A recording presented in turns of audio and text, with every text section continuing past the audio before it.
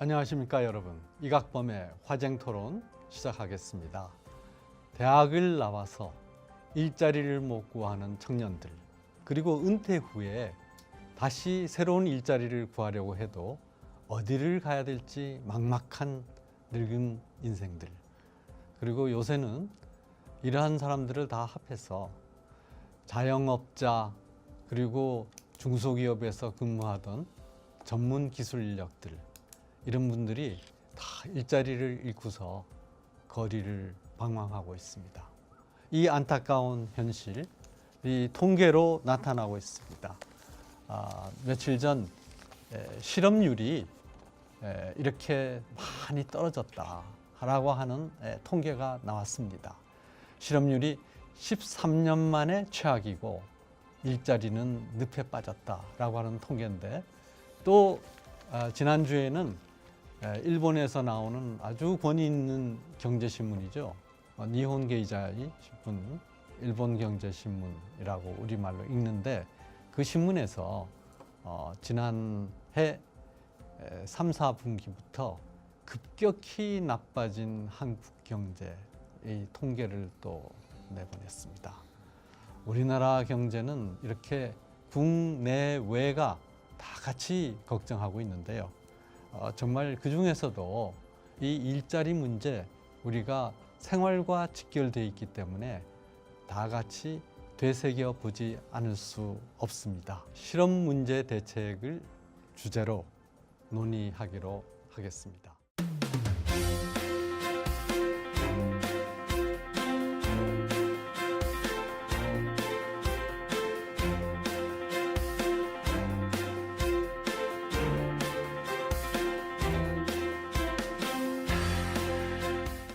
김태기 단국대 경제학과 교수님 나오셨습니다.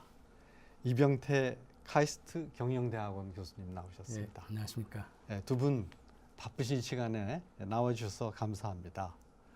자, 일자리 없다 그러고, 또 어떤 날에는 일자리가 넘쳐서 이웃에 있는 우리나라에서 청년들을 대거 수입하는데, 이 일자리 어떻게 확보해야 합니까?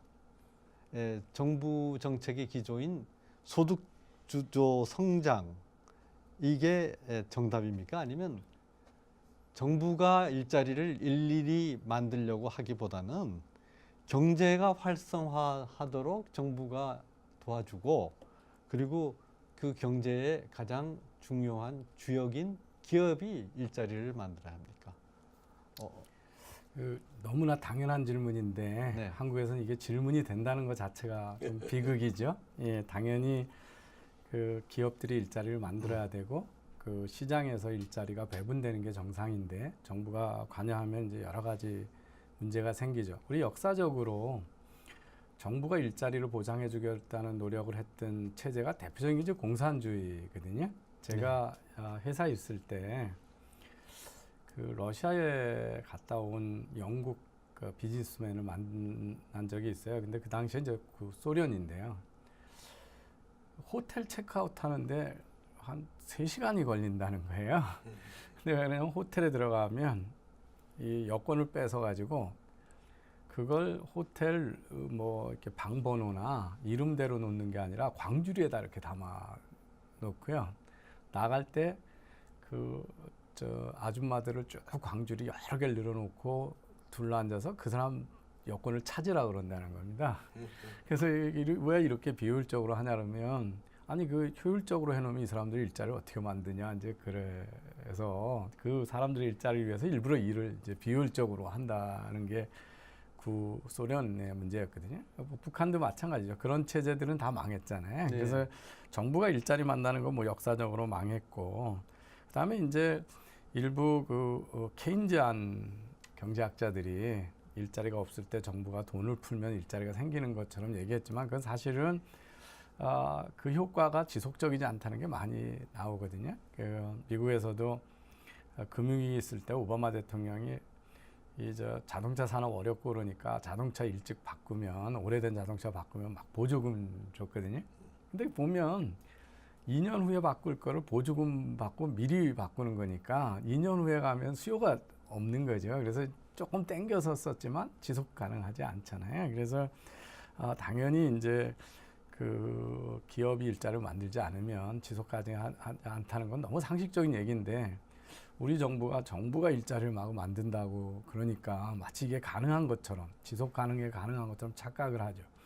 이게 만들면서 또 어떤 방금 말씀하신 것처럼 최저임금을 올려놓고 일자리에 관여를 하니까 우리나라의 취약계층은 취업을 못 하는데 불법적인 지금 지난 연말에 비해서 지금 금년 상반기에 그 외국인 불법 체류자가 한 30% 이상 늘었다고 그러거든요. 그러니까 그런 것들이 다 노동시장에 왜곡을 가져와서 어려운 분들이 더 어렵게 만들고 또 사업하시는 분들은 본의 아니게 불법을 하게 만드는 거죠. 그래서 당연히 기업이 일자리를 만들어야 된다라고 하는 상식이 이번 정부에서 깨진 게 참 슬픈 현실이다 이렇게 말씀드릴 수 있을 것 같습니다. 네, 이 경제라는 게 일일이 손가락으로 집어가지고 저 콩나물 기르듯이 그렇게 할 수 있는 거 아니지 않습니까? 현 정부는 그렇게 생각하는 것 같아요. 정부가 최저임금 올리면 소득이 올라간다고 이렇게 착각을 하고 있고요. 최저임금 올라가면 당연히 직원들 못 채용해요. 8시간 하던 분이 6시간밖에 일 못하고. 그러니까 사실은 하나 말고 둘은 모르는 그런 것 같고요. 그다음에 정부가 툭하면 뭐 재정 막 투입해가지고 세금 받아가지고 일자리 만들면 된다 그러는데 이거 아편이죠. 아플 때 아편 주는 거랑 같아요. 그 일자리는 세금이 더 낼 수가 없고 재정이 없으면 그 일자리가 없어집니다. 바로 그렇게 하다가 우리가 옛날에 봤잖아요. 그리스에서 어마어마하게 막 데모하는데 그 그리스가 어렵다고 계속 그렇게 했거든요. 근데 우리가 지금 그렇게 지금 가고 있는데 다른 나라 어떻습니까? 미국, 일본 그렇게 일자리 많다면서요. 딱 방법은 그거예요. 기업한테 법인세 내려가지고 세금 덜 낼 테니까 일자리 많이 만들어 달라고. 자, 하고 싶은 거 하세요. 우리 규제 풀어드릴게. 투자 많이 하시라고. 그렇게 간 거거든요. 우리는 뭐냐 그러면 이 기업은 특히 대기업 경우에는요. 적폐 대상입니다. 그러니까 기업이 무서워서 하겠어요? 그리고 그것도 뭐 세금도 얼마 되지도 않아요. 법인세 조금 올린다고 막 그러는데 아마 외국의 투자자들 입장에서 겁먹을 거예요. 한국 가면 다 법인세 막 하니까 실제로 우리나라 외국 투자들이 안 옵니다. 외국 투자들이 와야지 우리도 일자리 만들고 아까 말씀하신 대로 청년들도 어디 갈 데가 있는 거 아니에요. 그러니까 사실 지금 우리는 다른 나라랑 전혀 역행하면서 우리 스스로 지금 자살골을 하고 있다. 네. 일자리 우리 스스로 우리가 망가뜨리고 있다 이렇게 말씀드리고 싶습니다. 네. 두 분 중에 어느 분이 이 대답을 하셔야 될지 모르겠는데 공공부문의 일자리를 한계를 늘리면 민간 부문의 일자리가 1.45배인가요? 없어진다. 네.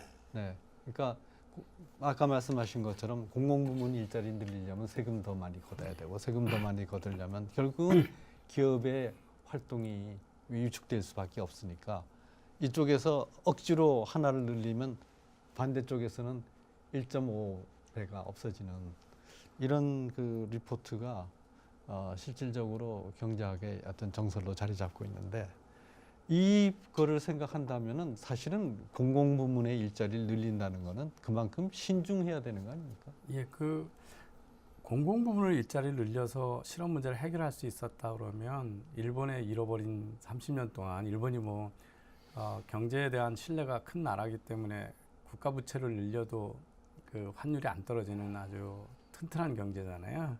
그럼 왜 그렇게 해결을 못했을까?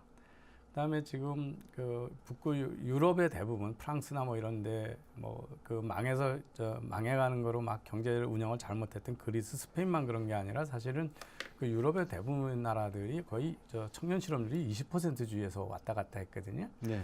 그러니까 당연히 그런 식으로 우리 정부처럼 쉽게 생각했으면 다 해결을 했겠죠. 근데 그렇게 해결을 못하는 문제이기 때문에 안 하는 건데요.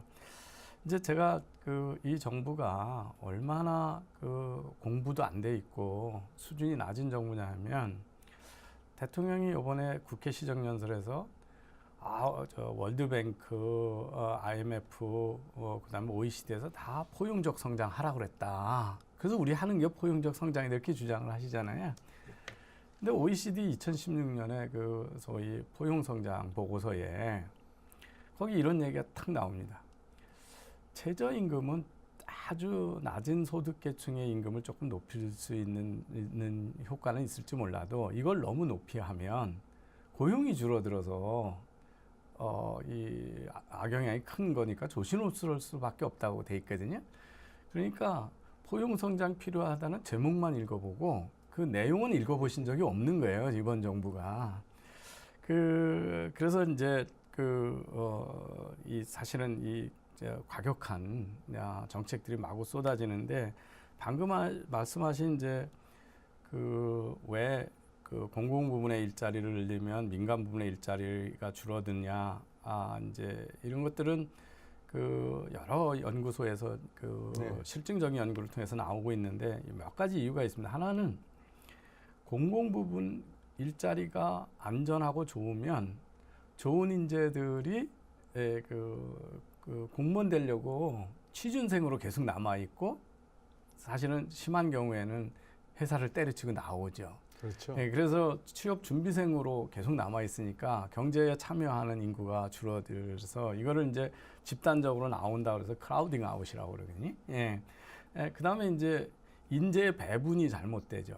좋은 인재가 생산적인 데 가서 일을 해야 국가 경제가 될 텐데 공무원은 사실은 생산적인 일에 참여하는 경우가 거의 없잖아요. 그러니까 남이 하는 거 감섭하고 뭐 이런 일이지 어떤 혁신 기업을 만들고 일자리를 만드는 일이 아니니까. 그리고 재정이 국가 쪽으로 가고 되니까 민간 부문에 될 자금도 왜곡이 되고 인재도 배분을 왜곡하죠. 그래서 공공 부분의 일자리가 긍정적인 효과를 나타내려면 아주 엄격한 조건이 있어야 되거든요. 그런 보고서에 보면 첫 번에는 이제 그게 공공 부분 일자리 저수지론인데 경제가 너무 나빠서 일자리가 없을 때는 실업자로 있는 것보다 재정을 정부 풀어서 잠시 거기다 담아놨다가 재정이 경제가 좋아지면 다시 민간 부문으로 갈 수 있게 해줘야 그게 긍정적인 효과를 하는데 그러려면 어떻게 되냐? 공공 부분 일자리가 민간 부분 일자리보다 처우가 나빠야 돼요. 그렇군요. 지금 한 번 들어가면 안 나오니까요, 그죠? 네. 그 다음에 두 번째는 고용이 유연해야 되죠. 그러니까 정부가 필요 없을 때는 이걸 한시적 고용을 했다 내보내야 되는 거잖아요. 그리고 성과 평가에 따라서 아주 엄격히 내보낼 수 있어야 되고 이런 조건이 됐을 때만이 이게 저수지론으로 긍정적인 효과가 있는데 우리는 공공 부분은 한 번 들어가면 아무도 못 자르잖아요. 그리고 정부가 지금 뭐라 했습니까? 공공 부분에 비정규직 제로 하겠다고 그랬잖아요. 그러다 보니까 비정규직도 있고 요번에 철도공사의 고용세습처럼 막 이렇게 편법으로도 들어가서 왜 한 번 들어가면 절대 잘리지도 않지. 끝나고 나면 국민연금에 비해서 공무원연금 얼마나 좋아요. 그래서 이 평생 받는 거로 하면 월등히 좋은 조건이고 노동 강도도 훨씬 낮으니까. 그러니까 우리나라에서는 긍정적인 일자리 저수지론으로 작동될 여건이 전혀 안 돼 있는 거죠. 그래서 노동시장의 유연화나 정부가 그런 선행적인 준비를 안 해놓고 공공부문 일자리를 늘려놓으면 아까 민간 부문의 일자리 파괴 확률이 훨씬 더 커지죠. 그래서 우리나라는 아마 지금 여건이면 1.4배가 아니라 그보다 훨씬 큰 효과가 있고 사실은 그것 때문에 지금 벌써도 청년 실업률이 확 높아지는 이유 중에 하나가 공무원 시험이 있을 때 취준생으로 나오는 젊은이들이 많아지거든요. 그러다 보니까 이제 실업률이 공무원 시험이 있는다라고 없는다라고 큰 편차를 보입니다. 그렇군요. 우리나라에서 말이죠. 이 경쟁에 대해서 그동안 어떤 이 교육계나 이런 데서 경쟁은 나쁘다 하는 얘기를 아주 주입식으로 가르쳐가지고 많은 젊은이들이 경쟁은 나쁜 것 이렇게 하는데 사실은 경쟁을 못하게 제한하는 것이 세습입니다. 고용세습이라는 것이 일자리를 갖기 위해서 다들 경쟁하는데 못하게 하는 거고 특혜를 받는 거죠. 또 이번에 문제가 됐던 모 여고에 교사가 자기의 두 딸에게 시험 문제 정답을 미리 가르쳐 줘 가지고 1등을 하게 만들었다. 이런 것들이 대표적인 경쟁 제한의 사례고 불공정 경쟁인데 우리나라 국민들이 경쟁은 나쁘다라고 일반적으로 인정하고 있으면서도 사실은 원하는 거는 공정한 경쟁입니다. 근데 이렇게 고용을 세습하게 되면 이거는 대표적으로 불공정 경쟁이라 여기에 대해서는 많은 분들이 분개하고 있기도 한데, 그러나 이 노동시장에서의 이 어떤 그 세력 관계 이런 것들이 그거를 뒤집지는 못하고 있는 것 같습니다. 아까 그 공공 부분 이야기를 조금 해야 될 것 같아요. 제가 보니까 시청자들 일반 분들이 의아해요. 공공 부분 하나가 늘면 왜 민간 부분 일자리가 1.5개 없어지지? 그다 이거 좀 이상하다 이야기를 하는데, 이렇게 생각하시면 될 것 같아요. 지금 구청에서 일하시는 분들이 사실 민간 회사에서 일하시는 분들이에요. 용역회사. 네. 그러니까 뭐 청소를 하시던 이런 분들이 신분이 공무원으로 바뀌는 거예요. 그러니까 쉽게 말해가지고 똑같은 일을 하는데 신분을 바꾸고 또 거기에 대해서 보상을 많이 주고 어떻게 될까요? 당연히 국민 세금 더 내야 되죠. 그 세금 더 내는 만큼 기업이나 그다음에 뭐 개인이나 세금 더 내면 소비를 못 하는 거죠. 그래서 성장이 안 되는 겁니다. 그래서 이 부분이 민간 일자리에 아주 치명적이다. 공공 부분 확대라고 하는 거는. 그리고 사실은 공공 부분의 확대가 됐을 때는 우리가 각오해야 될 부분은 어쩌면 공공 부분이 상당히 갑질할 수도 있다. 왜? 공공은 굉장히 경직적이거든요. 그래서 이 부분은 어떻게 보면 지금 유럽에서는요, 이 공공 부분 개혁, 공무원 축소, 이게 아주 최고의 국정 과제입니다. 그리고 OECD 국가라고 있잖아요. 예. 유럽부터 그 나라의 90%가 뭘 하냐라면 OECD 국가의 90%가 다 공공 부분 개혁을 합니다. 공무원을 줄이고 공무원의 임금을 깎는 일을 하고 있습니다. 우리는 지금 정반대로 가고 있는 거죠. 그래서 아까 우리가 미국, 일본 다 좋아지는 한국 왜 나쁘지? 자꾸 한국은 역행하기 때문에 그런 거예요. 해서는 안 되는 일 하기 때문에 우리는 지금 일자리가 이렇게 어려워졌다 이렇게 보시면 되겠습니다. 1997년 11월 말에 IMF 이른바 위기가 왔을 때도 그 극복을 그 당시에 우리나라의 국가 재정 건전성이 매우 뛰어났는데 그 국가 재정으로 메꿨습니다. 여러분들 다 기억하시지만은 모든 기업에 이 공적 자금이 투입되지 않았습니까? 결국 국가 재정이 튼튼했기 때문에 구조 조정을 할 수 있는데, 지금처럼 여러 부문에서 이 경제 위기가 현실화될지 모른다고 하는 이 위험한 시기일수록 사실은 재정 지출을 매우 탄탄하게 타이트하게 거머쥐어야 될 것입니다. 그리고 우리 이제 김태기 교수님은 노동연구원에서 계속 이 중책을 맡으시면서 우리나라 이 노동정책 입안을 하셨는데 큰 기여를 하셨는데, 우리나라의 이 고용 사정이 어려운 데는 노동시장의 경직성에도 큰 영향이 있는 것 같습니다.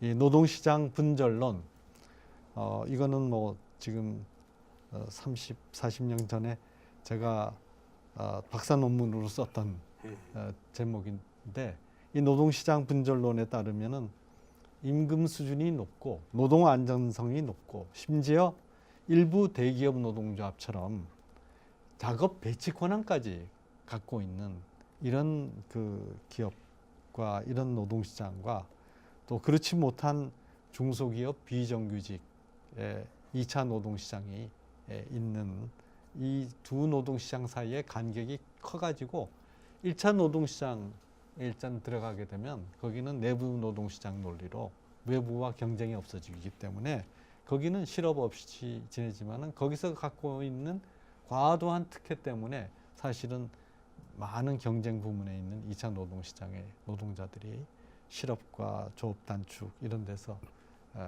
여러 가지 시달리고 있습니다. 그래서 이 간격이 1차 노동시장과 2차 노동시장의 간격이 실업을 계속 높인다라고 하는 것이 미국과 유럽에서 그동안의 실증적 조사에 의해서 증명이 되어 왔고, 독일의 슈레더 총리가 했던 개혁, 그것도 단적으로 말하면 이 1차, 2차 노동시장의 간격을 줄이는 것이었죠. 그래서 그 김태기 교수님 생각에는 이러한 그 노동시장 경직성을 어떻게 바꿀 수가 있겠습니까? 우리나라가 뭐 노동시장이 원래부터 경쟁적인 나라가 아니에요. 그렇죠. 네. 네. 그러니까 87년도 노동운동 나고 뭐 그때도 좀 그런데 괜찮았어요. 근데 90년대 이제 중반 들고 특히 이제 외환위기 한 다음에 뭐 어마어마하게 이제 바뀌기 시작하는데 아까 업무 배치 말씀하셨잖아요. 네. 업무 배치 말고요. 예를 들어 가지고 새로운 기술을 도입을 해야 됩니다. 그러면 기계가 들어올 거잖아요. 그 기계 들어오는 거에 대해서 노동자협이 동의를 해줘야 돼요. 네. 그다음에 이 공장은 물량이 지금 사실 없어요. 다른 데는 있습니다. 그러면 서로 조정을 해야 되잖아요. 그걸 못하게 하고, 그러니까 쉽게 말해가지고 노동조합의 동의 없어 못하는 이런 식으로 이렇게 지금 바뀐 거죠. 그러니까 우리가 현대차처럼 지금 굉장히 심각한 지금 상황이 발생했는데 그때부터 점점 이렇게 병이 깊어온 겁니다. 네. 그러면 이게 지금 어떤 문제를 일으키냐 그런다면 대기업 중소기업의 격차가요. 우리가 옛날에 적어도 뭐 90년대 초반만 한다 하더라도 대략 대기업이 100이면 중소기업이 한 75 정도 이 정도 됐습니다. 근데 지금은 얼마냐 한다면 대기업 100이면 중소기업이 50 훨씬 안 돼요. 40 좀 넘습니다. 네. 그러니까 어떻게 본다라면 오히려 이 노동운동이 전부 노동자들을 대동단결하는 이런 부분들이 아니고 있는 사람들, 그러니까 그걸 제가 10%라고 이야기하는데요. 대기업하고도 노동조합에 가입한 사람의 비율이 10%예요. 전체 노동자에서. 그 사람들은 혜택을 많이 보고 90%는 이제 손해를 보는. 그러니까 쉽게 말해서 노동조합이 일종의 기득권화돼 버린 겁니다. 그러면 민주주의 원리 안 맞잖아요. 90% 사람을 위해서 민주주의가 존재해야 되는 거 아닙니까? 왜 안 됐을까요? 이거는 당연히 이제 정치의 문제인데요. 사실 우리나라 보게 되면 최근에 재밌어요. 여당, 야당 원내대표 다 노동계 출신들입니다. 그렇죠? 지난번에 고용노동부 장관 노동계 출신이에요. 그러니까 사실은 정치 자체를 노동계가 많이 장악하고 있다는 거죠. 그걸 노동 정치라 그러는데요. 그러니까 그런 이유에 들어 가지고 이 경직적인 아까 말씀 노동시장의 경직 부분들이 점점 더 강화되는 방향으로 왔다는 겁니다. 네. 그러다 보니까 결국은 중소기업, 비정규직 그냥 이 제도적으로 구조적으로 손해를 볼 수밖에 없는 구조가 그대로 유지가 되고 있다.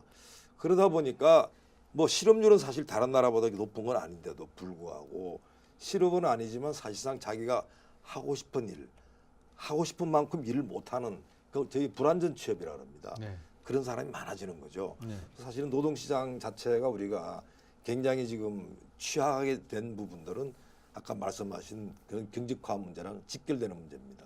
네. 네. 네. 네. 그 문재인 대통령이 우리 경제, 우리나라를 보는 시각이 이제 이번 정권이 상당히 이제 왜곡돼 있는데요. 이번에 그 국회 시정연설에서 어떤 말씀을 하셨냐면 고도 성장하는 과정에 양극화가 심해졌다. 네.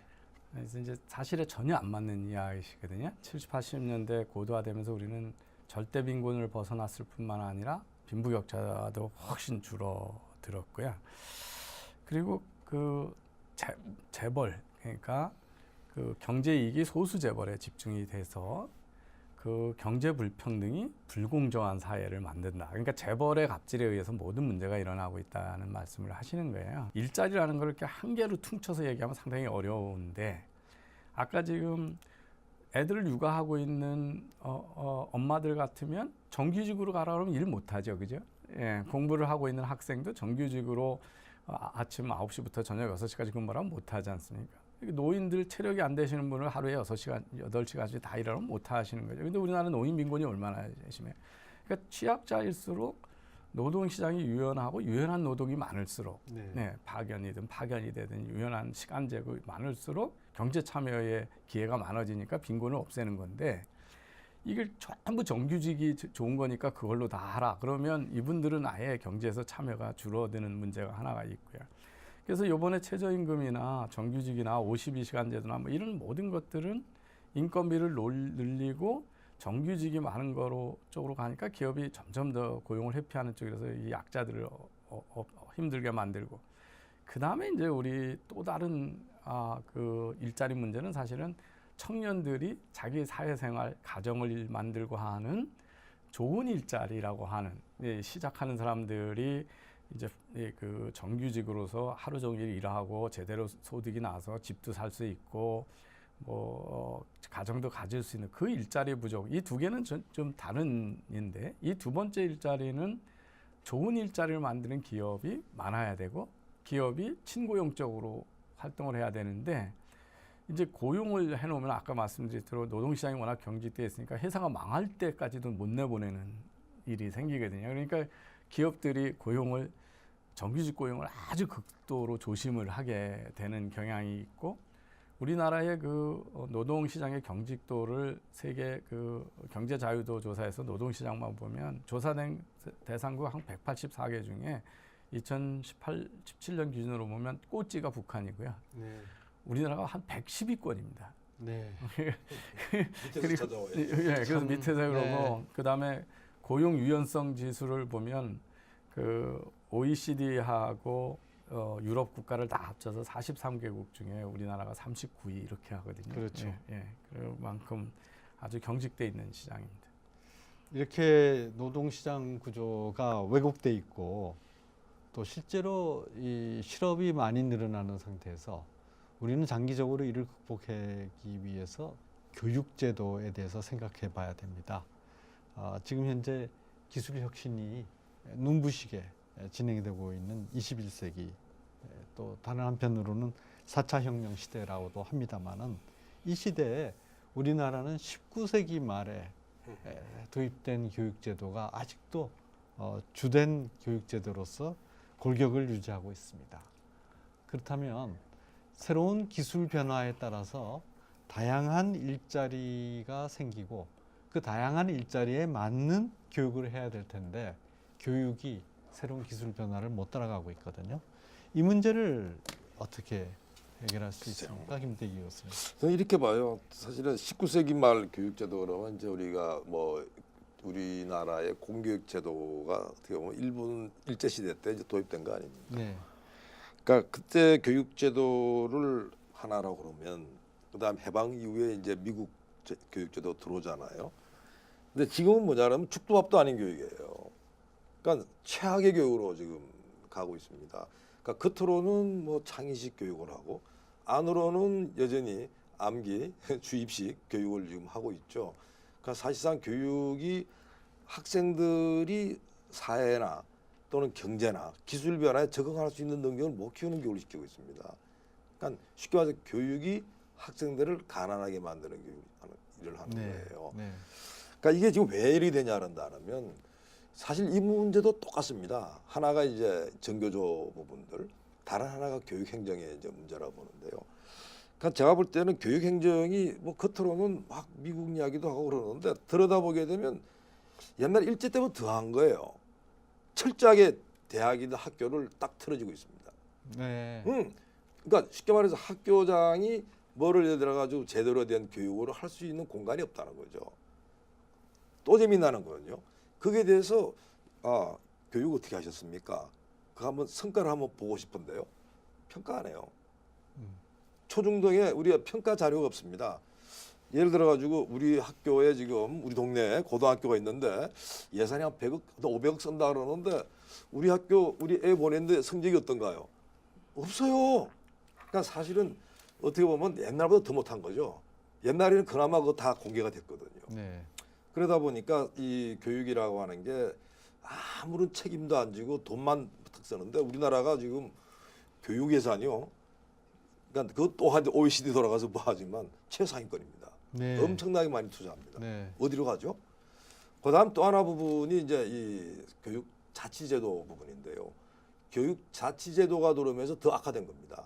지금의 교육 자치제도는 교육감이 거의 대부분들이 정교조 출신들입니다. 네. 얼마 전에 그 교육부총리 하셨던 분은 옛날에 정교조 출신에다가 출신이었죠. 그다음 또 경기도 교육감도 하신 이런 분인데요.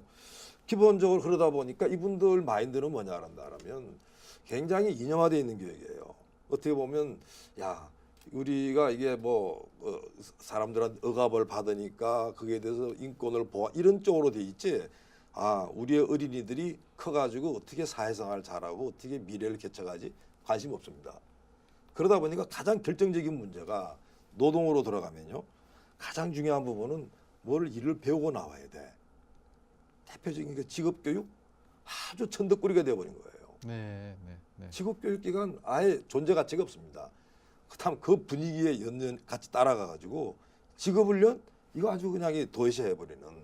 그래서 사실은 우리나라 이 교육 부분에 있어가지고 한마디로 말씀드린다면 굉장히 잠재력이 좋은 사람들을 아주 바보로 만드는 그런 교육을 하고 있고 이 문제에 대해 가지고 아무도 손을 못 대고 있는 게 오늘날의 현실이라고 봅니다. 네. 뭐 교육은 얘기하면 끝도 없지 않습니까? 네, 네, 네. 저는 이제 개인적으로 이렇게 경험을 좀 생각해 보면요. 아까 이제 19세기나 20세기 이게 공교육이 의무교육이 된 게 산업혁명하고 예. 그 전에는 태어나면 농장에 가서 일을 하니까 어릴 때부터 노동력으로 애들을 생각을 했는데 그 노동력으로 쓰지 말고 공장에서 돈 버는 게 훨씬 사회적으로 경제성이 높고 잘 사는 데 되니까 7, 8살에 밭으로 내보내든 들판으로 내보내는 어린 애들을 10년 이상 생산을 하지 말고 공부를 시켜서 생산 라인에 들어가서 제조를 할 수 있는 능력을 갖추는 게 사회 전체가 부과되면서 그 산업혁명에 맞는 공교육 제도가 성립이 된 거죠. 네. 우리도 이제 그런 교육을 쭉 해왔고 사실은 그래서 뭐 전 세계적으로 보면 평균적인 인재의 그 수준을 다른 어떤 나라보다 높여서 수학도 잘하고 뭐도 잘해서 품질 관리도 할 수 있고 뭐 이런 사회가 돼서 좋은 물건을 만드는 데까지 했는데 지금은 이제 산업혁명의 시대가 아니지 않습니까? 정보화가 되고 많은 새로운 게 돼야 되는데 그거에 맞지 않고 이제 획일적인 옛날 같은 교육을 하고 있다라고 하는 문제가 있고요. 또 하나는 이제 뭐 우리 김 교수님 말씀하신 대로 사실은 교사들이나 교수가 학생을 평가하는 건 전 세계 어디나 있는데 더 중요한 거는 이제 그 교육기관의 성과를 평가해야 되는 거죠. 그리고 그거는 사실은 그 최고 책임 경영자, 그러니까 총장이나 뭐 학장이나 교장 선생님의 성과를 평가해야 되는 거고 그거는 학생들이 교육을 받고 얼마나 더 사회적으로 능력 있는 인재가 됐느냐를 가지고 평가를 해야 되는데 그 평가 시스템도 없고 그 책임을 지울 수 있는 지배 구조도 없습니다. 그러니까 네. 대학 같은 경우에 다 주인이 없잖아요. 4년마다 네. 그냥 선거로 하고 뭐 그냥 흘러가는 거고 그런 근본적인 문제가 있고요. 저는 우리나라 지금 청년 실업의 가장 근본적인 문제에다가 헬조선 얘기하는 거는 적성에 상관없이 다 대학을 간다는 거거든요. 그러니까 100명 중에 80명 가까이가 대학을 가고 그러니까 사회 진입도 늦고 자기 취미가 뭔지 자기 재능이 뭔지도 상관없이 다 인문계 대학을 가고 수능 성적에 맞춰서 학과를 선택하고 이 체제가 변화가 없지 않습니까? 그러니까 그렇습니다. 다른 어떤 나라보다 대학 진학률이 높은 인플레가 돼 있죠. 그런데 그 어떻게 하면 이 자기 취미에 맞는 직업 교육을 빨리 선택할 수 있고 그래서 그 경제 활동을 빨리 하고 처우를 잘 받을 수 있으면 이 문제가 청년 실업의 문제도 좀 해소가 될 텐데 그 정부가 정책을 얼마나 바보같이 쓰는가 이런 걸 보면요. 제 아들놈이 군대를 가려고 했는데 뭐 신체 검사를 했으니까 평발이 돼가지고 그 군대를 못 가고 대신 뭐 그 병역 특례 기업에 들어가서 네. 일을 하는 거예요. 근데 그 기업의 TO를 다 영세 기업한테만 줍니다. 네. 그러니까 마이스터고 나온 학생들이 가는 데가 다 영세 기업이에요. 그 영세 기업은 이 젊은 친구들을 받아서 교육을 잘 시켜도 얘가 자기한테 있지 않을 거라는 걸 알아요. 왜냐하면 그 투자를 잘 못해. 그러니까 다 어떻게 하냐면 최저임금만 줘요. 네. 그러니까 이 친구는 그거 끝나면 또 딴 데로 가야 되는 거죠. 근데 사실은 그 마이스터고를 나오고 기술을 일찍한 사람들이 그 친구들이 가서 일할 수 있는 대기업에 가서 일을 하고 거기서 정착할 수 있게 해줘야 더 많은 청년들이 청소년들이 쓸데없이 대학을 안 가고 직업 교육을 네. 받으려고 하겠죠. 네. 그런데 이걸 자꾸 청년들의 일자리 문제나 장래를 하는 문제하고 기업한테 복지를 영세 소기업한테 복지 주는 거를 결합을 시켜가지고 이걸 마치 중소기업들 영세기업한테 주는 특혜로 만들어 버리니까 네. 이 문제가 해결이 안 되는 거예요. 예. 거기도 관치의 냄새가 많이 납니다. 한두 군데가 아닙니다. 그래서 우리나라도 정말 지금 말씀하신 것처럼 독일 같은 그 독일 말로 해서 죄송합니다만은 두알레스 아우스빌딩스 시스템이라고 이중적인 교육 제도인데 이 이중적 교육 제도라는 건 어떤 식으로 구체적으로 시행되냐 하면은 우리나라로 치면은 고등학교죠. 고등학교 나와 가지고 바로 취업을 합니다. 취업을 해서 그 취업과 관련되어진 기술을 배우는 대학 과정을 가면 기업에서 그 비용을 다 대주고 그리고 그 대학에서 소정의 과정을 마치면은 관련되는 학위를 주는 그런 시스템이기 때문에 이 장점이 뭐냐면 나와도 기술적으로 더 많이 이 사람이 배우고 익혔기 때문에 아주 전문직 숙련공이 돼서 일도 잘하고 또 개인적인 지식을 가지고 새로운 이 기술의 변화에 적응할 수 있다는 것이죠. 저희가 어렸을 때 남자가 식당에서 음식을 만들면 주방장이라고 해서 되게 천대받는 직업인처럼 얘기를 했어요. 근데 요새 셰프가 되면 아주 스타가 되잖아요. 근데 네. 그 차이가 뭐냐 하면 주방장은 옛날에 남이 만들던 음식을 그대로 만드는 사람이고 셰프는 자기가 새로운 자기 메뉴를 구성할 수 있을 창의력이나 훈련을 받은 사람이죠. 전 세계에 네. 있는 음식의 네. 재료를 다 섞어서. 네. 그래서 5,000원짜리 한 접시에 5,000원짜리가 아니라 5만 원에 팔 수 있는 재주를 부릴 수 있는 사람이잖아요. 부가가치를 네. 높이는. 네. 그러니까 그게 이제 우리가 매뉴얼 손으로 하는 직업이지만 창의성이 높고 자기가 좋아하는 일을 하면 부가가치를 높일 수 있게 해주는 게 그것도 또 하나의 길인데 이런 것들을 다 같이 해야 되는데 교육부가 이번 정부 들어서 교육계 이슈가 뭔지 압니까? 그 돈 들여가지고 난리친 게 대학에 수시로 몇 명 뽑냐, 정시로 몇 명 뽑느냐. 그다음에 이번에도 뭐 어느 고등학교에서 성적과 결국 대학 입시에 관한 경쟁이잖아요. 네.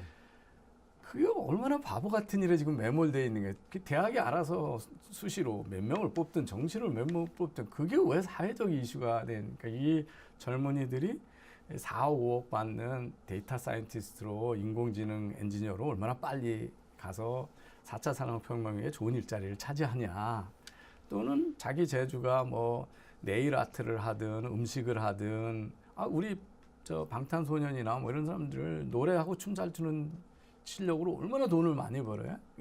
LPGA 우리 여선수들 골프 잘 치는 실력으로 얼마나 많은 돈을 법니까? 그래서 네. 각자 자기가 가지고 있는 재능에 따라서 다양한 거를 아주 마스터가 되게 어떻게 해주느냐. 이런 거가 아니면 청년 실업 문제를 해결해 주지 않을 텐데 아직도 수능에 누가 몇 명 뽑을 거냐를 그걸 대학 총장이 결정해도 우스운 꼴인데 미국 같으면 다 어드미션 오피스에서 그냥 그렇죠. 입학 사정관들이 결정하는 일을 학교 내 대학 내 입학 사정관이 해결 네. 결정을 크게 무슨 국가적인 아젠다인 것처럼 나서가지고 돈을 뭐 몇십억 몇백억씩 써가지고 낭비를 하면서 결론을 못 내고 이런 네. 바보 같은 일이 지금 이제 벌어지고 있는 거예요. 아까 이렇게- 그 부분은 조금 더 이야기해야 될 것 같은데요. 네. 아까 이제 듀얼 시스템 네, 말씀하신 네, 거죠. 네. 여기 끊어졌는데요. 우선은 이래야 될 것 같아요. 학교랑 이제 노동시장이랑 서로 연계가 되는 거 아닙니까? 예. 근데 그게 핵심이거든요. 그렇죠. 그러니까 독일의 성공 요인이. 네. 근데 우리가 이제 그 부분이 아까 학교 자체가 교육부 내지는 교육 행정에 따라서 다 학생을 쳐다보는 게 아니라 관청을 쳐다보니까 안 된다는 말씀을 드렸고요. 그렇군요. 네. 네. 다른 하나는 뭐냐면 학교랑 노동시장을 매개하는 역할을 합니다. 아까 독일의 이제 듀얼 시스템 말씀하신 네. 상공회의소가 그 역할을 해요. 아, 그렇습니다. 예, 예. 독일에서는 상공회의소가 아주 중요한 역할을 합니다. 네, 맞습니다. 그 사실은 그게 다 모든 나라가 할 수 있는 건 아니고 네. 나라마다 조금 달라요. 네. 자, 일본을 한번 소개해 볼까요? 사실 일본과 우리랑 비슷한 점이 많은데 네. 일본은 그 역할을 학교가 많이 합니다. 네. 쉽게 말해가지고 학교가 기업이랑 서로 교류가 많아가지고 예를 들어가지고 기업의 사장님이 교장 선생님 우리 학생 몇 명 필요한데 좀 보내주세요. 이렇게 연결이 돼요. 네. 근데 그것도 안 되는 경우는 어떻게 하냐라면 우리나라에서는 거의 제가 볼 때는 이거는 아주 있어서는 안 될 존재로 만드는 게 파견회사입니다. 파견회사가 어떤 역할을 하냐면 기술이 없고 학교 졸업했는데요. 이 파견회사 가면 파견회사에서 일을 가르쳐가 업무를 배치를 합니다. 굉장히 이건 어떻게 보면 교육도 죽이고요. 그다음에 청년들의 미래도 죽이는 이런 제도다. 그래서 사실은 한국에 맞는 이런 부분들이 좀 필요하다는 이런 생각이 듭니다. 이 두 분께 1분씩 네. 마무리 말씀 부탁합니다. 우리 김태희 교수님 먼저. 지금 실험 문제라는 게요. 우리 시시각각 지금 더 악화되고 있습니다. 그러니까 아마 내년도 경우는 아마 대량 실업이 사실은 조짐이 더 뚜렷해지지 않을까. 네. 굉장히 빠른 속도로 갚아지는데요. 네. 그래서 빨리 이 정부가 일자리 문제에 대해서 좀 이 상식에 준하는 그런 정책으로 돌아오면 좋겠다. 네. 그러니까 소득주도 성장 빨리 폐기하라는 거고요. 그다음 기업이 일자리 만들 수 있도록 뭐 정부가 혁신 성장 정책 이야기하던데 그거 제대로 했으면 좋겠습니다. 네. 저도 뭐 같은 뜻인데요. 결국은 경제적 자유도가 높은 나라가 잘 살고 일자리 네. 문제를 해결한다. 우리가 이 정부가 그렇게 떠받들고 따라가고 싶어하는 북유럽도 경제적 자유도에서는 다 세계 정상인 나라들이다. 그래서 그리고 우리나라는 저기 현대자동차, 삼성전자에 기대 가지고 일자리 문제를 할 수 있는 시대가 지났거든요. 제조업에 차지하는 일자리가 네. 더 이상 늘어날 수 없는 나라고요. 네. 서비스업에서 대학생들이 가고 싶은 일자리를 많이 만들어야 되는데 네. 이쪽이 다 이념적 규제에 의해서 아무것도 못하는. 그러니까 네. 학교도 비영리화되고 병원도 비영리화되고 의료는 관치로 다 해야 되고 이러면서 일자리 문제를 해결 못하고 있으니까 당연히 소득주도든 지금 엉터리 포양 성장론이든 폐기돼야 되는 거고요. 정부가 시장으로부터 발을 빼는 게 일자리 문제를 해결하는 일이다 이렇게 생각을 하고 있습니다. 네. 감사합니다. 오늘 일자리를 어떻게 할 것인가 하는 실험 문제 대책에 대해서 두 분 전문가 모시고 말씀 나누었습니다. 오늘 나와주신 분은 이병태 카이스트 경영대학원 교수님 그리고 김태기 단국대 경제학과 교수님 나오셨습니다. 일자리 문제는 단순히 경제적 문제가 아니라 인간의 그야말로 삶의 목적과 관련된 것입니다. 그래서 일자리를 제대로 확보해서 공급하는 것이야말로 국민의 삶을 질적으로 개선하고 그리고 국민이 삶에서 행복을 추구하는 가장 기본이 됩니다. 이것은 단순히 어떤 정부의 실적이나 또는 어떤 경제적인 수치로 설명할 수 있는 것이 아니라 국민의 생활 가장 깊숙한 곳과 연결되었다는 점에서 일자리 대책 제대로 수행하기를 바랍니다. 감사합니다.